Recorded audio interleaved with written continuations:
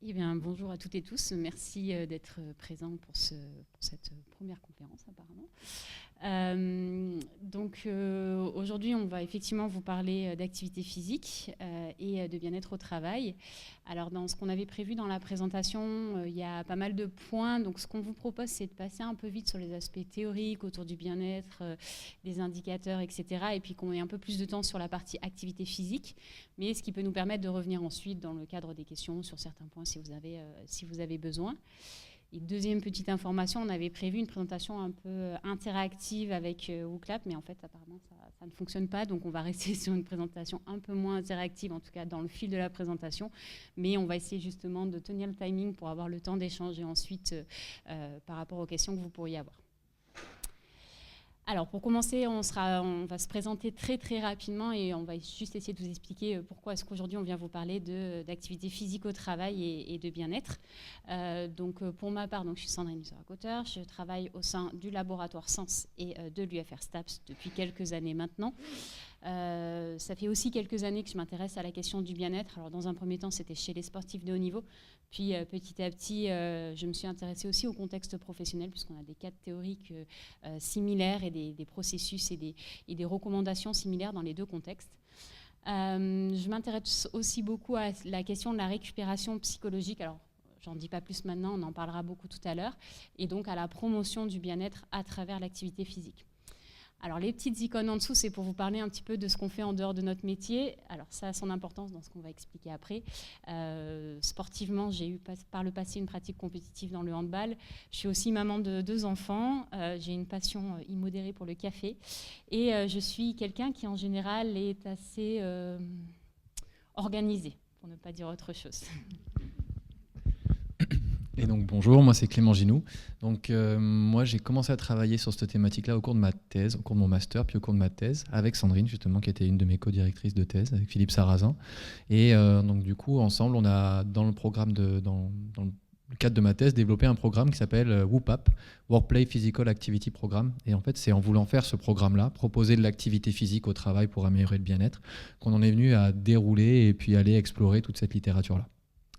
Voilà, bien-être au travail, récupération psychologique. Moi, j'aime beaucoup la conception et la mise en œuvre d'interventions. C'était le cadre de WOOPAP qu'on a mis en place auprès des employés de l'UGA. Et puis, je m'intéresse un petit peu plus à ces questions-là en lien avec la thématique de l'écomobilité. Et puis, dans ma vie, je pratique le vélo taf. J'ai un berger allemand de 40 kg qui me demande de beaucoup marcher. Vous verrez que j'en parlerai plus tard. J'ai une passion pour le café, moi aussi. C'est pas notre seul point commun, mais en partie. Et je joue au foot de temps en temps. Voilà. Ok, alors pour commencer, on va partir sur les termes qu'on va utiliser aujourd'hui. Alors pour garder ça assez court et passer, comme je vous disais, peut-être moins de temps là-dessus et plus de temps sur l'activité physique. Quand on parle de santé mentale, en fait, c'est un terme qui aujourd'hui ne fait pas consensus dans sa définition, c'est-à-dire qu'on met beaucoup de choses derrière. Et quand on s'intéresse un peu à la littérature scientifique et qu'on se dit, voilà, je voudrais une définition scientifique de la santé mentale, ce qui aujourd'hui ressort le plus dans les différents travaux, c'est vraiment que la santé mentale, c'est à la fois ne pas avoir de troubles psychologiques, donc par exemple la dépression, l'anxiété, mais en fait, ce qu'on va retrouver aussi, c'est que la santé mentale, c'est d'avoir un état de bien-être qui permet de fonctionner correctement, de faire face à ce qui nous arrive dans la vie, de travailler de manière productive et donc d'être en mesure d'apporter une contribution à la communauté. Du coup, il n'y a pas d'interaction, désolée. Nous, dans le cadre de cette problématique ou de cette question de comment on améliore le bien-être au travail, on a assez rapidement essayé d'identifier les indicateurs qui vont nous permettre de mesurer, de quantifier cette notion de bien-être. Dans la littérature aujourd'hui, ce que l'on retrouve quand même le plus fréquemment, c'est qu'il y a 2 indicateurs qui sont majoritairement utilisés.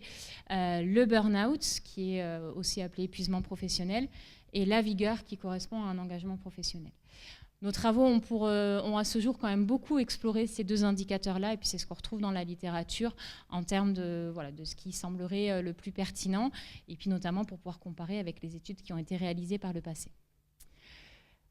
Pour donner juste quelques chiffres sur le burn-out, encore une fois, c'est une question qui est assez complexe puisqu'aujourd'hui, il y a très peu de chiffres qui existent. On estime que ça va arriver dans les années à venir puisque de plus en plus le burn-out est reconnu. Mais ce qu'on a, nous, en tout cas, retrouvé, c'est premièrement une mission parlementaire sur le burn-out en France qui date de 2016 et qui nous dit qu'il y aurait à peu près 490 000 cas par an. Alors ça, c'était en 2016. Entre-temps, il s'est passé un petit truc qui s'appelle le Covid et qui a reflété tout un contexte qui n'était pas forcément propice au bien-être professionnel. Donc on peut supposer qu'aujourd'hui, avec à la fois le télétravail, les sollicitations multiples que l'on peut recevoir en dehors de notre temps de travail et cette période Covid qui est passée, on est largement au-dessus de ces 90 000 cas par an. Ça a conduit le ministère du Travail, en collaboration avec le ministère de la Santé, d'intégrer dans leur plan de santé au travail, qui est révisé chaque année, pas chaque année du tout, en fait c'est tous les 4 ans, qui les a incités à prendre en considération, dans cette thématique de la santé au travail, la question des risques socio-professionnels et la question du bien-être au travail. Et on a aussi au niveau européen des préoccupations qui sont importantes au niveau de ce syndrome, puisque dans un rapport Eurofound de 2018, on a 20% des travailleurs qui ont été questionnés dans cette enquête qui révèlent qu'ils ont déjà fait l'expérience d'un burn-out. 20%, rendez-vous compte, en fait, ça veut dire qu'une certaine partie des personnes qui sont ici aujourd'hui ont déjà connu cette situation. Alors, quand on parle de bien-être professionnel, comme je vous disais, nous, on va s'appuyer sur la notion de burn-out. Alors après, là aussi, sur la notion de burn-out, il y a plusieurs définitions qui existent et plusieurs modèles théoriques pour des raisons que je ne vais pas forcément développer en large et en travers ici aujourd'hui parce que c'est lié à la littérature scientifique. On a beaucoup mobilisé la conception de Chirom qui, en fait, va vraiment définir le burn-out comme une réaction affective à un stress permanent lié au travail et qui va se centrer sur l'épuisement de ressources énergétiques qui vont se retrouver dans 3 domaines, le domaine physique, le domaine émotionnel et le domaine cognitif. Donc, le domaine émotionnel, c'est vraiment le fait qu'on sent qu'on n'a pas l'énergie émotionnelle nécessaire pour s'investir dans des relations avec les personnes avec qui on travaille. Ça peut être des clients, des collaborateurs, des patients, des étudiants. La fatigue physique, c'est vraiment ce côté où on sent qu'on n'a pas l'énergie d'exécuter nos tâches quotidiennes, où on a du mal à se lever le matin, aller au travail, etc. Et le domaine cognitif, donc la lassitude cognitive, c'est vraiment là, pour le coup, tout ce qui est plutôt lié à la difficulté à se concentrer, à mobiliser ses ressources cognitives, à faire preuve de créativité, etc. Pour ce qui est de la vigueur, eh bien, on va prendre le même cas théorique et donc on va s'appuyer également sur la définition de Chirom, où là, en fait, on va être plutôt sur le fait que on a un niveau optimal de ressources sur ces 3 domaines que l'on va retrouver. Donc on est aussi sur un état affectif, mais pour le coup qui sera plutôt positif, et donc avec de l'énergie émotionnelle, de la forme physique et de la vivacité cognitive. Donc, pour essayer d'expliquer un petit peu comment ça se passe au travail et comment est-ce qu'on peut arriver à avoir des ressources ou à ne plus en avoir à un temps T, on va s'intéresser au modèle du stress, puisque vous l'avez vu dans la définition du burn-out. Le burn-out provient d'un stress lié au travail. Et donc, le stress, pour, là encore une fois, présenter ça de manière succincte, c'est un déséquilibre entre demandes professionnelles et ressources professionnelles. Les demandes professionnelles, elles peuvent être de différents ordres, une surcharge de travail, le fait de devoir faire des tâches cognitives complexes, le fait de devoir faire des tâches émotionnellement difficiles quand on est dans la relation à l'autre, le manque de reconnaissance, les conflits qui peuvent exister au travail ou les sensations d'inéquité. Ces demandes professionnelles, elles sont mises en rapport donc, sur cette balance avec les ressources professionnelles que l'on peut retrouver, le soutien de nos collègues, le soutien de notre hiérarchie, le fait qu'on reçoive des feedbacks constructifs dans ce qu'on fait, notre autonomie dans notre travail, la variété des tâches que l'on peut réaliser et nos opportunités de développement professionnel. Donc, pour essayer de maintenir cet équilibre entre demande et ressources, en fait, en tant qu'individu, quand on est au travail, on va investir nos ressources personnelles au niveau physique, émotionnel et cognitif. Donc ça veut dire qu'on peut arriver, grâce à ces ressources, à compenser un éventuel déséquilibre entre les demandes et les ressources professionnelles. Et en fait, c'est un processus qui est normal et automatique d'ailleurs d'essayer de maintenir cet équilibre. Le souci, c'est que si sur le long terme, on surutilise ou on surinvestit ces ressources, ça peut être problématique parce que les ressources, il faut voir ça comme un réservoir. Quand on les utilise, ça se vide et si on ne laisse pas le temps au réservoir de se remplir, eh ben on s'épuise. Donc dans ce contexte-là, on parle de récupération des ressources. Imaginez bien, c'est le réservoir qui se re-remplit. Donc le stress professionnel, donc quand on a ce déséquilibre entre demande et ressources professionnelles, s'il est prolongé, on n'arrive pas à récupérer complètement d'une journée de travail à l'autre, d'une semaine de travail à l'autre, etc.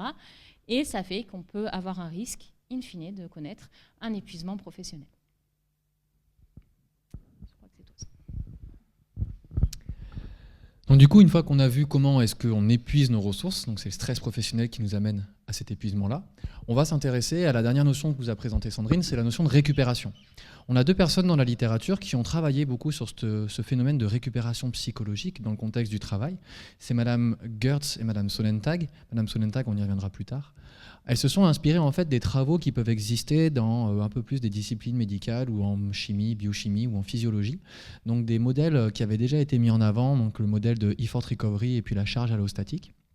Et elles ont proposé un modèle qui s'appelle le modèle travail, récupération et santé. Et elles définissent la récupération comme un processus de décompression psychophysiologique à l'opposé de l'activation des systèmes psychophysiologiques pendant une dépense énergétique, en partie dans des conditions stressantes. Incompréhensible, on est bien d'accord. Si je vous le dis différemment, ça veut dire que la récupération physique et mentale, elle s'engage lorsqu'on cesse de solliciter les ressources cognitives, physiques ou émotionnelles qu'on a le plus utilisées dans la journée qui vient de s'écouler. Pour être très clair, un étudiant qui a utilisé pendant toute la journée ses ressources cognitives, si dans la soirée il n'engage plus ses ressources cognitives, alors il va pouvoir récupérer. S'il continue de les solliciter, alors il ne récupère pas. On peut questionner les devoirs et les révisions le soir. Bref. Par contre, s'il s'engage dans des activités qui vont être majoritairement physiques ou émotionnelles, alors il va laisser en grande majorité ses ressources cognitives tranquilles, du moins il va moins les solliciter à un très haut niveau, donc elles vont pouvoir récupérer. Donc le processus de récupération, il peut être complet. Je pars avec mes ressources, je m'engage dans certaines tâches, elles m'épuisent, je récupère, je reviens le lendemain avec un niveau optimal, comme on l'a vu tout à l'heure, de mes ressources. Par contre, la problématique, c'est que lorsque le cercle de récupération il va être incomplet, on réalise les mêmes tâches, on s'épuise, mais la période de récupération, elle n'est pas suffisante. Ce qui fait qu'on va retourner au travail avec le concept qu'ont développé Mme Solentag et Mme Gertz, une dette de récupération. Et ce cycle continue, donc continue à épuiser les ressources personnelles. On a le développement d'un burn-out qui se fait en fond. Alors l'activité physique, on y vient. Alors du coup, on peut se poser la question de quoi parle-t-on quand on parle d'activité physique? Là-dessus aussi, on a souvent des perceptions qui sont un peu biaisées sur ce qu'on entend par activité physique. Si on arrive en vous disant il faut faire de l'activité physique pour récupérer du travail, certains d'entre vous nous diront mais attendez, l'activité physique, moi je peux pas, si c'est entre midi et 2, j'ai pas de douche, etc. Alors c'est pour ça que c'est important pour nous de préciser à chaque fois ce qu'on entend par activité physique. Et pour savoir ce qu'on entend par activité physique, on va parler de concepts liés mais qui ne sont pas de l'activité physique. Le sport, par exemple. Le sport, c'est un ensemble d'exercices physiques où on doit respecter des règles et où on peut être dans une pratique qui est orientée vers la compétition. Les exercices, donc pratiquer des exercices physiques de façon structurée, répétitive, planifiée, avec l'intention d'améliorer certaines capacités physiques en l'occurrence. Et donc l'activité physique, ce n'est ni du sport, ce n'est ni de l'exercice, même si dans le sport et dans l'exercice, il y a de l'activité physique. C'est à chaque fois qu'on va faire un mouvement corporel qui requiert une dépense énergétique. Donc à chaque fois qu'on est dans un mouvement qui requiert une dépense énergétique, on fait de l'activité physique. Marcher dans un rythme soutenu, ce n'est pas du sport, ce n'est pas de l'exercice, mais c'est de l'activité physique. Les recommandations aujourd'hui, c'est de s'engager dans 150 minutes environ d'activité physique modérée régulière par semaine. Ça, c'est ce que l'on va retrouver dans la population générale. Attention, les recommandations sont différentes pour les enfants et pour les personnes après 65 ans. Alors, quel est le lien entre l'activité physique et le bien-être au travail? Comment est-ce qu'on peut récupérer grâce à l'activité physique? Donc, globalement, les recherches montrent que l'activité physique peut avoir un effet bénéfique sur le bien-être général de l'individu et son bien-être au travail. Ça, ce sont des preuves qui ont été démontrées à court terme. Ça veut dire quand à un instant T, on demande aux gens « est-ce que vous faites de l'activité physique et comment vous vous sentez ?» C'est des preuves qui ont également été montrées lorsqu'on s'intéresse à ce qui se passe à l'intérieur d'une même journée. Est-ce que vous avez été activement actif aujourd'hui et comment vous vous sentez à la fin de la journée? C'est vrai aussi quand on s'intéresse à la notion de week-end. Vous partez en week-end, on vous demande comment vous vous sentez, vous faites de l'activité physique dans le week-end, on vous demande comment vous vous sentez le lundi matin, il y a un effet bénéfique. C'est vrai aussi sur plusieurs jours. Les semaines où je fais de l'activité physique, où j'en fais plus que d'habitude, je me sens généralement mieux que d'habitude. C'est vrai sur plusieurs mois. Quand on regarde, on a suivi des cohortes, on demande à un instant T, puis 2 mois après, ceux qui ont été les plus actifs physiquement dans les 2 mois sont ceux qui se sentent le mieux. Et il y a aussi des études qui ont été regardées ça sur plusieurs années et qui ont montré, par exemple, sur 3 ans, que les personnes qui avaient été les plus actives physiquement étaient ceux qui avaient maintenu un meilleur niveau de bien-être, que ce soit général ou dans leur travail. Alors ça, c'est plutôt chouette pour nous, qui travaillons sur l'activité physique. Et ça ne vient pas au moment. Mais, il y a un mais. Si on regarde un petit peu ce qui est dit dans la littérature scientifique et qu'on regarde les études les plus qualitatives, globalement, c'est des essais contrôlés randomisés, et qu'on s'intéresse à des populations qui ne sont pas dans des cas sévères de burn-out. Globalement, ce que les études elles ont montré, c'est à travers une revue systématique de Nazensky en 2017, il y a quelques études qui sont sorties depuis, mais elles vont globalement dans le même sens, c'est l'idée finalement que des programmes qui sont basés en majorité sur des exercices aérobies, donc qui vont induire un fonctionnement un peu élevé du système cardiovasculaire, mais auxquels on peut ajouter aussi des exercices de souplesse, de force et de relaxation, sur des programmes qui vont durer entre 14 et 18 semaines avec 2 séances par semaine, entre 10 et 60 minutes, on a un effet bénéfique. Donc ça, c'est un peu la majorité des programmes, le range, l'intervalle sur ces différents paramètres. Globalement, ce qu'elle montre dans sa revue systématique, c'est que c'est plutôt des programmes de 12 semaines avec des séances de 1 heure et que les conclusions, elles vont souligner que l'activité physique, elle va diminuer de manière significative le niveau d'épuisement et elle va aussi protéger l'individu face à une augmentation possible du niveau de burn-out. Mais il y a une étude encore plus intéressante qui est celle de M. Gerber. M. Gerber, en 2013, il s'est dit « je ne vais pas m'intéresser à des gens qui sont peu à risque ou un peu épuisés professionnellement. Je vais m'intéresser aux gens qui sont au bord du cracking, c'est-à-dire des gens qui sont extrêmement épuisés, mais qui continuent à être engagés dans leur travail et qui ne sont pas encore en arrêt maladie. » Il a fait une étude pilote. En gros, il s'est dit, tiens, j'ai une idée, avant de commencer à recruter 500 personnes pour faire une grosse étude, etc., avec plein de groupes, je vais juste prendre quelques personnes pour voir si ça peut fonctionner, ce que je veux faire, etc., etc. Il a pris 12 personnes qui avaient des niveaux cliniques de burn-out, mais qui continuaient leur activité physique professionnelle, Il leur a proposé des séances d'activité physique majoritairement aérobie, 3 fois par semaine, avec une intensité minimale individualisée, ce qui correspond à peu près à 70% de la fréquence cardiaque. Et son programme, il a duré 12 semaines dans une salle de sport qui était à proximité du travail. Ça, c'était très important selon lui pour que les gens aient plus facilement tendance à y aller. Pour être très clair, il y avait 5 minutes, il descendait le bâtiment, il traversait la rue, il y avait une salle de sport à 20 mètres. Les principales conclusions, c'est que l'augmentation de l'exercice physique, même chez des personnes qui sont en situation d'épuisement professionnel clinique, va réduire ces mêmes niveaux d'épuisement. Et il obtient une taille d'effet de l'intervention qui est extrêmement forte. Il obtient une taille d'effet de 1,84, ce qui est extrêmement fort. Donc ça veut dire que plus c'est fort, plus le niveau de burn-out part de haut, plus il semble que l'effet de l'activité physique soit opportun.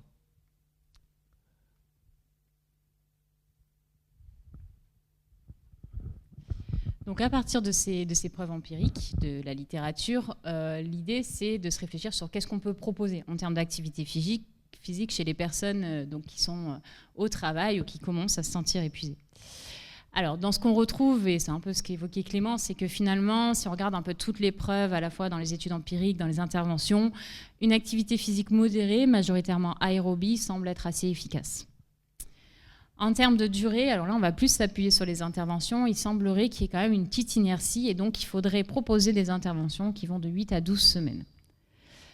Pour ce qui est de la fréquence et de la durée des séances, ce qui semble ressortir, c'est que ce serait plus efficace si on fait de l'activité physique 2 à 3 fois par semaine sur des séances qui dureraient entre 45 et 60 minutes. Et dans ce qu'on a pu retrouver aussi dans la littérature, et ce qui peut nuancer un peu certains résultats qui sont... alors, on a vu l'étude de M. Gerber qui a détaillé des faits importants, mais dans les autres résultats de la littérature, on retrouve des fois des effets un peu modestes, voire assez faibles. Et donc, en fait, on s'est rendu compte, au regard de la littérature, que quand on a des interventions qui vont essayer de favoriser des expériences de récupération, donc on parle vraiment de ces réservoirs à remplir, alors c'est encore plus efficace. Donc plusieurs éléments peuvent être mobilisés. Je vais essayer d'aller assez rapidement sur ces éléments-là, puis on pourra y revenir dans la discussion. Par exemple, il y a des recommandations autour du lieu de pratique. Il semblerait qu'il soit préférable de faire une activité physique dans des espaces verts qu'au milieu de bâtiments ou en plein centre-ville. Au niveau du moment, dans l'idéal, ce qui serait recommandé, c'est que cette activité physique soit prise sur le temps de travail, ce qui ne nécessite pas de trouver du temps en dehors du travail pour faire encore de l'activité physique, d'autant plus si on est sur une perspective d'améliorer le bien-être au travail. Mais c'est aussi possible de pratiquer lors des pauses de midi, quand on a le temps, le soir, et il faut toujours faire attention à avoir à disposition des vestiaires, parce que même si on fait une activité qui n'est pas intense, on peut avoir besoin de se rafraîchir. Et bien sûr, on ne va pas négliger non plus les périodes de week-end, qui sont des périodes ultra favorables pour pratiquer de l'activité physique. Donc, comme on a vu, les interventions sont efficaces au mieux entre 8 et 12 semaines. Maintenant, on commence à avoir des preuves d'efficacité à partir de 3 à 4 semaines. Donc, pardon, je me mélange. Donc oui, au terme de nombre de séances, pardon. Tout à l'heure, on a vu qu'effectivement, on a des interventions efficaces à 3 séances par semaine. Il y en a qui ont même proposé 4 séances par semaine, que les individus plaçaient où ils voulaient. Mais en fait, on se rend compte que déjà placer une séance par semaine là où on ne pratique pas du tout, ça peut déjà avoir un effet bénéfique. En termes d'intensité, comme on le disait, il n'y a pas besoin de faire une activité intense. Et d'ailleurs, ce n'est pas recommandé si vous ne faites pas d'activité de commencer par une activité intense. Dans les preuves qu'on a aujourd'hui, c'est que l'activité modérée, elle est tout aussi efficace sur l'amélioration du bien-être. Donc ça revient à des mécanismes physiologiques qu'on n'a pas présentés là, mais qui sont liés à l'activité physique. Pour ce qui est de la question de avec qui je pratique, alors là-dessus, effectivement, il y a des études qui ont montré que quand on pratique en groupe, ça peut avoir un effet favorable sur le bien-être, dans le sens où on peut s'échapper, se vider la tête et discuter avec d'autres gens. Attention que ça n'ait pas l'effet pervers inverse de se dire je suis avec mes collègues de travail et je continue à parler travail pendant que je vais faire de l'activité physique. Bien évidemment, si je suis quelqu'un qui préfère faire les choses seul, j'ai le droit d'aller faire de l'activité physique seul. Après, il y a vraiment des variabilités individuelles sur ce point-là. En ce qui concerne le type d'activité, en fait, ce qui est important, c'est surtout l'activité qui va nous plaire et celle dans laquelle on se reconnaît, celle qui va nous apporter ce renforcement affectif, celle qui va nous permettre de couper un peu du travail, de se détendre, de progresser et de pouvoir vraiment contrôler son propre temps. Donc l'idée, c'est de trouver l'activité qui vous plaît et celle dans laquelle vous vous sentez un peu compétent aussi, parce que si vous faites une activité dans laquelle vous êtes en échec, ça n'aura pas forcément un effet bénéfique. Maintenant, du coup, dans ce qu'on vous a présenté, il y a presque un effet un peu magique. On a un épuisement professionnel, on fait de l'activité physique et pof, ça améliore le bien-être. Bon, les chercheurs, on déteste les effets magiques. Ou alors on les adore parce qu'on sait qu'il y a quelque chose à aller gratter derrière. Et quand on commence à s'intéresser aux mécanismes, comment on explique cet effet bénéfique de l'activité physique sur le bien-être professionnel? En fait, dans la littérature, on retrouve Madame Solentag qui, dans un papier en 2007, commence à dire que c'est les processus psychologiques qui se passent pendant qu'on est en train de faire de l'activité physique, qui en plus des processus physiologiques que Sandrine a mentionné, qui pourraient être à l'origine du processus de récupération, surtout psychologique. Et on a M. Newman qui a repris une grande partie de ces travaux-là et qui a construit un modèle, DRAMA, donc c'est un acronyme, pour essayer d'expliquer que ce sont les mécanismes psychologiques qui vont favoriser le bien-être pendant les loisirs et c'est cela qui va permettre d'améliorer le bien-être général. Donc ils mettent tous les deux l'accent sur ces mécanismes psychologiques. Si je reprends le modèle DRAMA de M. Newman, en fait cet acronyme, il renvoie à la question de détachement, relaxation, autonomie, mastering, meaning et affiliation. En français, ça se traduit presque parfaitement par détachement, relaxation, autonomie, maîtrise, signification et affiliation. Qu'est-ce qu'ils veulent dire? C'est ce qu'on va voir. C'est finalement un des messages Un des messages clés de cette conférence, c'est de vous dire que ce n'est pas seulement la quantité d'activité physique, son intensité, son type, etc. C'est des éléments qui sont importants. Mais il faut que ces différents éléments, ils permettent à l'individu de vivre pendant ce temps d'activité physique ces expériences de récupération que je vais vous présenter.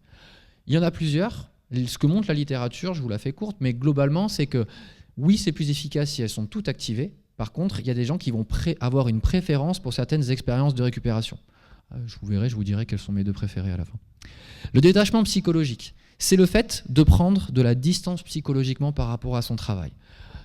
La langue de Shakespeare ne m'affectionne pas particulièrement, mais les Anglais ont un terme pour aller droit au but, ils disent « switch off the work ». Éteindre le travail. Et c'est vraiment cette notion-là de prendre de la distance psychologique par rapport au travail qui fait qu'on va pouvoir enclencher un processus de récupération psychologique. Il y a des chercheurs comme Weshdesh qui dit que globalement, celui-là, il pourrait être préalable à tous les autres. Donc celui-là, on met vraiment un focus dessus. Avant que les autres puissent s'exprimer, peut-être que le détachement psychologique serait préalable à ce que les autres s'activent. On a la relaxation. La relaxation, c'est finalement le faible niveau d'activation à la fois physiologique et psychologique qu'on va pouvoir ressentir lorsqu'on fait une activité.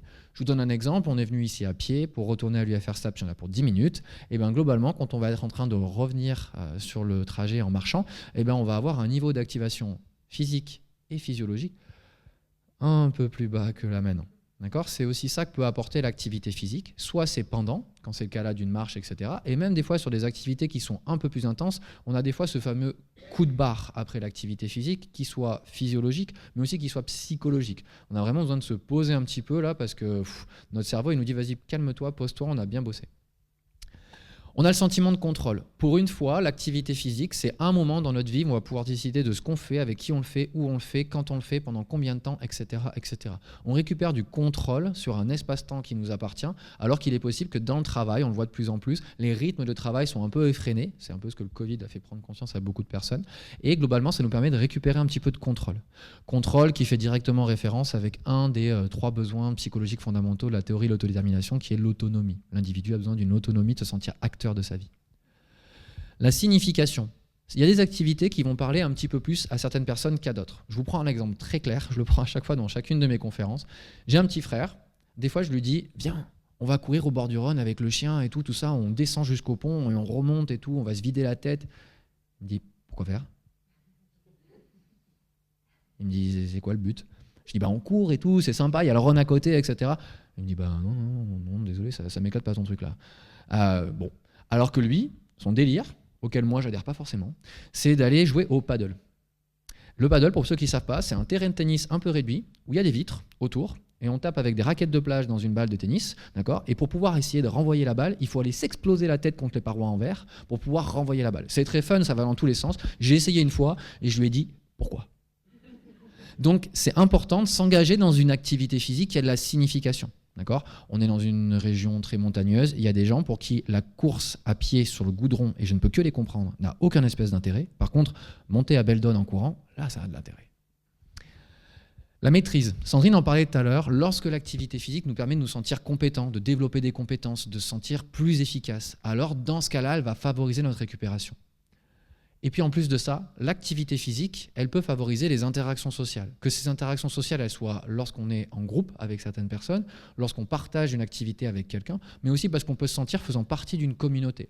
Je vous donne un exemple, quand je vais faire du vélo et que je suis en train de galérer dans une des côtes, la côte du Pin qui est bien connue à Valence, je suis sur mon vélo en train de galérer, puis j'ai plein de cyclistes qui descendent et qui me font un « salut » ou un « courage ». Ces mêmes gens-là, si je les croise sur la place de Valence et que je leur dis « salut », ils vont me regarder et dire « c'est qui il est ?» D'accord ? Il y a un petit peu ce chose-là dans l'activité physique, même si on ne connaît pas les personnes, les initiés savent. D'accord ? Et puis, au sein du laboratoire, c'est un petit plus par rapport au modèle drama de M. Newman, on s'intéresse beaucoup aux affects, on s'intéresse beaucoup au plaisir. Et on a des étudiants qui sont actuellement en train de travailler et de faire leur thèse et qui vont la soutenir dans quelques semaines là-dessus. Et dans la littérature sur le bien-être professionnel, on a les travaux de Hedge-Bois en 2009 qui ont mis en évidence un effet de débordement de l'activité physique. Qu'est-ce que ça veut dire ?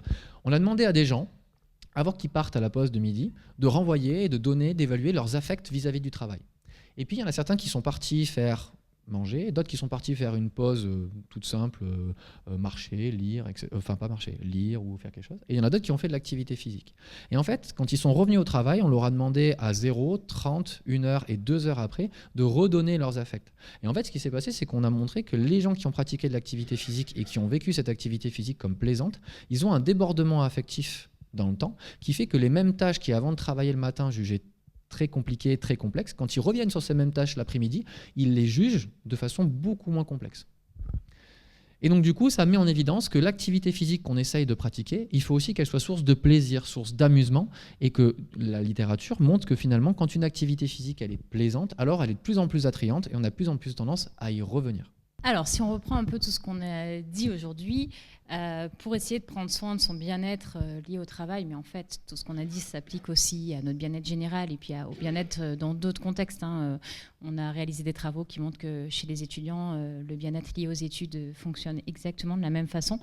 L'idée, c'est d'arriver à récupérer nos ressources énergétiques qui sont de manière automatique épuisées dans notre journée de travail, dans notre journée d'études ou dans notre vie de tous les jours. Donc pour ça, tout ça pour bien sûr pouvoir améliorer notre engagement et éviter de connaître le burn-out.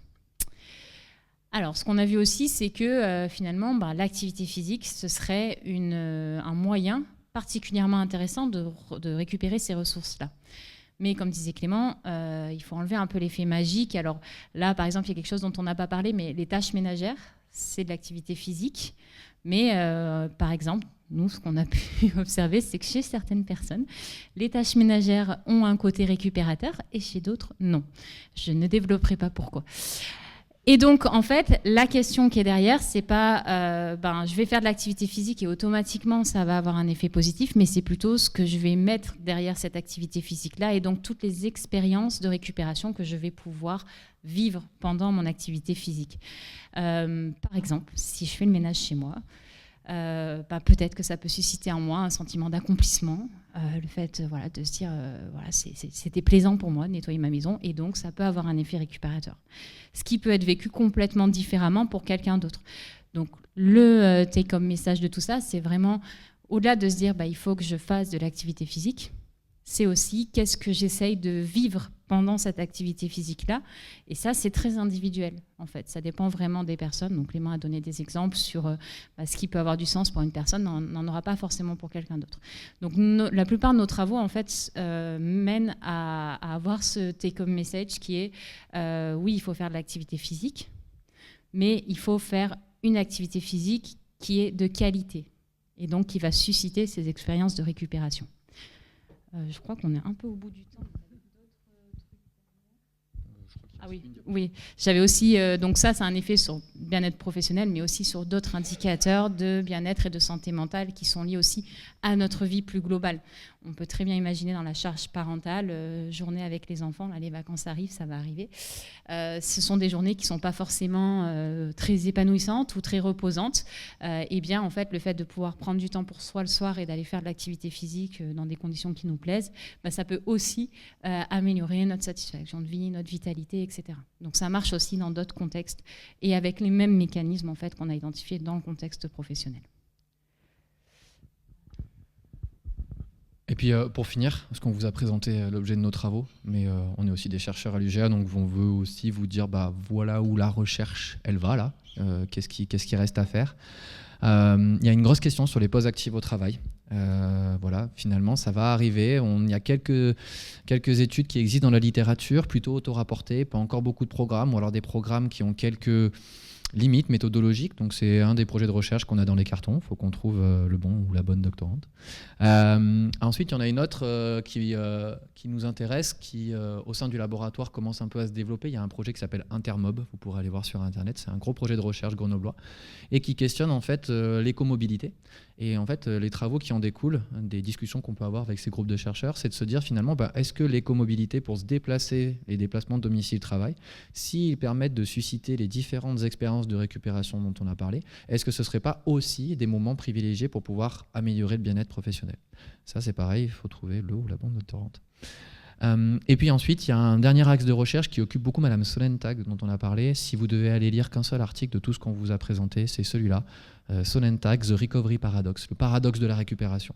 Il fait un état un petit peu de toutes les recherches qu'il y a jusqu'à aujourd'hui, et puis il met en évidence une problématique, c'est que c'est les individus qui sont les plus épuisés au travail, qui tireraient le plus de bénéfices de l'activité physique et des expériences de récupération, qui sont les moins enclins lorsqu'on leur propose à s'engager dans ce type de programme, même s'ils sont clés en main.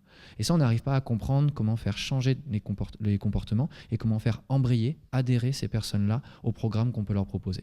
Donc ça, pareil, en termes de sciences comportementales, c'est quelque chose qui est très intéressant et qui va un petit peu guider les 3 principales questions de la recherche. Voilà, on est arrivé au bout. Merci.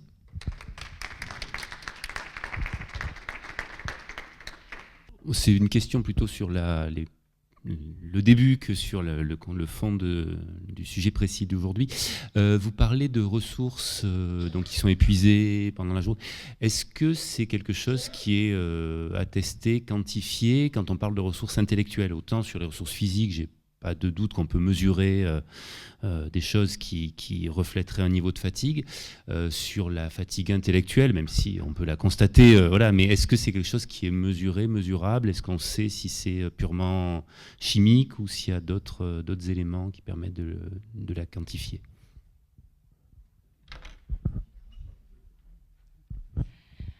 C'est une excellente question. C'est vrai que nous, dans nos travaux, on est pas mal aussi sur cette question de l'objectivation des choses, mais profondément, on est plutôt ancré dans le domaine de la psychologie sociale. Et la plupart des travaux qui mobilisent ce cadre-là sont aussi ancrés dans la psychologie sociale. Donc, on va beaucoup s'intéresser au ressenti de l'individu plus qu'à ce qui est vraiment et réellement épuisé. Par contre, je suis à peu près certaine que si on s'intéresse un peu plus aux neurosciences, il y a des indicateurs qui peuvent exister sur justement des indicateurs cérébraux sur la fatigue neuronale, on va dire, de fin de journée.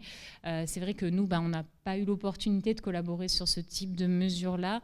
Dans la littérature, il ne me semble pas que sur cette question vraiment des ressources cognitives, il y ait eu des travaux qui essayaient d'objectiver ça avec des mesures qui seraient plus ancrées dans les neurosciences ou dans les sciences médicales. Mais effectivement, on sait qu'il existe des indicateurs de fatigue cognitive, comme il existe des indicateurs de fatigue physique qu'on peut, étant dans le domaine des STAPS, c'est des indicateurs qu'on connaît un peu mieux. Mais voilà. Nous, on a essayé pas mal d'essayer de quantifier à partir de variabilité de fréquence cardiaque la fatigue. Mais c'est vrai qu'aujourd'hui, les connaissances se portent plus sur une certaine fatigue physiologique, on va dire. Donc, on peut essayer d'observer si les intervalles entre 2 battements cardiaques, donc c'est la fameuse variabilité RR, qui en fait révèle un état de fatigue. Mais c'est vrai que nous, voilà, on avait regardé plutôt ça. Mais ça pourrait être effectivement plus axé sur une fatigue plus physique, même si dans les travaux, il y a quand même des liens qui sont faits avec ces indicateurs de variabilité de fréquence cardiaque et le burn-out, mais pas forcément en détaillant sur quelle dimension plus cognitive, plus physique ça semble jouer. Est-ce que vous pensez que ça pourrait marcher avec des activités créatives? Quelqu'un qui n'aimerait pas faire du sport, mais qui ferait du dessin, par exemple? Ou est-ce qu'on doit forcer nos ados à faire du sport, par exemple, s'ils ont horreur de ça? Ou est-ce que s'ils font du chant, de la guitare et du dessin, ils peuvent récupérer? Une réponse en 2 temps. Oui, il faut les forcer à faire de l'activité physique, parce que si on va au-delà de ce dont on discute aujourd'hui, l'activité physique, elle n'intervient pas juste dans la récupération vis-à-vis des études, mais elle est très importante pour un système qui va bien fonctionner. On a le professeur Carré, il n'y a pas longtemps, qui nous a dit on est en train de préparer les infarctus de nos enfants à 35 ans. Donc, bien sûr. Par contre, ce qu'il faut bien garder en tête, c'est que si au cours de la journée, votre enfant il a eu 2 heures de PS le matin, puis après l'après-midi, il est parti faire du foot ou avec ses copains, etc. et tout, quand il revient à la maison, le forcez pas à faire le ménage, mais le forcez pas à avoir une activité physique, etc. etc. S'il a atteint les seuils de recommandation qui, d'un point de vue médical, ont été prouvés comme étant facilitant le système en bonne santé, ils peuvent s'engager dans autre chose. Justement, ce autre chose, ça fait très clairement référence à ces expériences de récupération dont on parlait. La littérature et c'est beaucoup les travaux de Madame Sonnentag, a montré que finalement, en fait, ces expériences de récupération-là, elles peuvent être vécues indépendamment de la nature de l'activité de loisir. Qu'elle soit physique, qu'elle soit créative, qu'elle soit sociale, qu'elle soit de moindre effort, qu'elle soit, je sais pas, soit de la musique, du chant, de la peinture, aller boire un café avec des copains. Si on fait le parallèle, hein, aller boire une bière avec des amis à la fin du temps de travail, c'est un moment propice à peut-être un sentiment d'affiliation, un sentiment de détachement psychologique, un sentiment de signification, etc. Si on peut avoir une passion pour la bière, moi c'est le vin par exemple, etc., etc. Donc l'avantage de cette conférence aussi, c'est qu'elle permet de dire, vous remplacez l'activité physique par n'importe quelle activité de loisir, ça fonctionne. Et même pour aller plus loin, il y a quelques travaux qui ont mis en évidence que lorsqu'on s'engage pendant son temps de loisir sur des activités qui sont liées au travail, mais pour lesquelles on a une motivation autonome qui est très forte et on prend du plaisir parce que c'est un projet qui nous fait kiffer, etc., tout ça et tout, ça n'a pas d'effet négatif, ça ne va pas aggraver notre bien-être professionnel. Pas démesurément. Ça ne va pas lui permettre de récupérer, mais ça ne va pas l'aggraver. Voilà. Tout d'abord, merci pour cette présentation. Après, pour la mise en place, si on essaie de faire une activité sportive pendant la pause du midi au travail, automatiquement, on va devoir prolonger notre pause, ce qui va nous faire finir plus tard le soir. Est-ce que ça aussi, du coup, ça n'a pas un effet négatif au final ? Merci pour la question. Donc effectivement, le moment où on positionne l'activité physique et ce que ça engendre comme contrainte derrière, c'est important à réfléchir. C'est pour ça que nous, voilà, les recommandations qu'on avait formulées, puis quand on avait fait le programme au sein de l'UGA, on avait essayé de négocier que ça puisse être pris sur le temps de travail pour justement pas rallonger la journée de travail. Alors pour plein de raisons X et Y, ça en fait c'était trop compliqué à mettre en place. Et puis dans la plupart des études qui ont été conduites, c'est souvent le cas. En fait, c'est souvent en dehors du temps de travail, donc soit sur la pause méridienne, soit le soir. Est-ce que ça peut avoir un effet du coup négatif parce que ça va me rajouter en fait du temps de travail, en tout cas ça va décaler ma journée de travail à plus tard le soir? Effectivement, il y a des travaux qui montrent que quand on regarde l'effet de l'activité physique sur le bien-être, il peut y avoir un effet différé. En fait, c'est-à-dire que le jour même, effectivement, je n'irai pas mieux le soir parce que j'ai fini plus tard, parce qu'en plus là on rentre dans la période où il va faire nuit, donc je rentre chez moi, il fait nuit, c'est pas agréable, etc.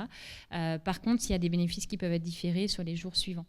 Donc essayer de mettre ça dans sa pause de midi, effectivement, si ça veut dire allonger la pause, ça implique de finir plus tard.